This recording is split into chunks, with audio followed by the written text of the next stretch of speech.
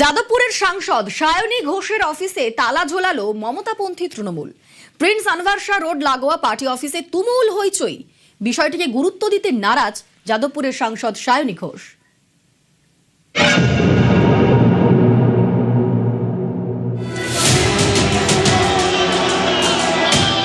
দরজা থেকে উপড়ে ফেলা হলো নেমপ্লেট।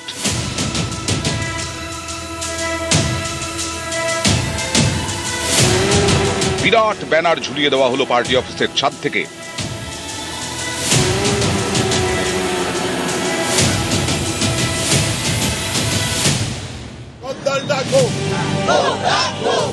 এরপর রাস্তায় নেমে স্লোগান।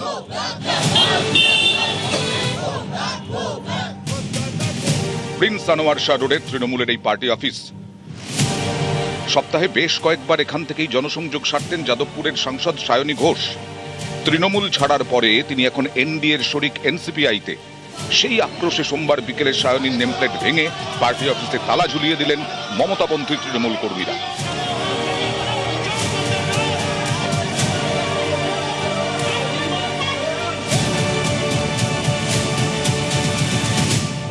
না, এটা তো ওনার আর অফিস নয়। উনি দল বদল করেছেন। দল বদল করার ফলে উনি এবার ওনার মতো জায়গা ওনাকে খুঁজে নিতে বলছি আমরা। কারণ আমাদের দলের পার্টি অফিসের একটা সেফ যে এনভায়রনমেন্ট আছে, সেখানে বসে উনি ওনার জনসংযোগ করতে পারেন না। ওনার যদি ইচ্ছা হয় যাদবপুরের কারোর সাথে উনি জনসংযোগ করবেন, উনি আলাদা অফিস নিন, আলাদা করে সেখানে বসুন, এখানে না। আমরা কোনো গাদ্দারকে এখানে ঢুকতে দেবো না, তাই জন্য আমরা তালাটা বন্ধ করে দিচ্ছি। বাংলায় বিজেপি ক্ষমতায় আসার পরে ভাঙন ধরেছে মমতা শিবিরে। লোকসভার 20 জন সাংসদ তৃণমূল ছেড়ে যোগ দিয়েছেন এনসিপিআইতে। সেই দলে আছেন যাদবপুরের সাংসদ।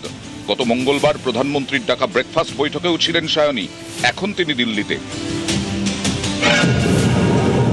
সোমবারের ঘটনা সম্পর্কে জানতে চাওয়া হলে সায়নী বলেন, এটা খুব একটা গুরুত্বপূর্ণ বিষয় নয়। এদিকে তৃণমূল ছেড়ে এনসিপিআইতে যোগ দিয়েছেন মুর্শিদাবাদের সাংসদ আবু তাহেরও। নওদার আমতলার তার পার্টি অফিস নিয়েও কংগ্রেসের সঙ্গে টানাপোড়েন চলছে।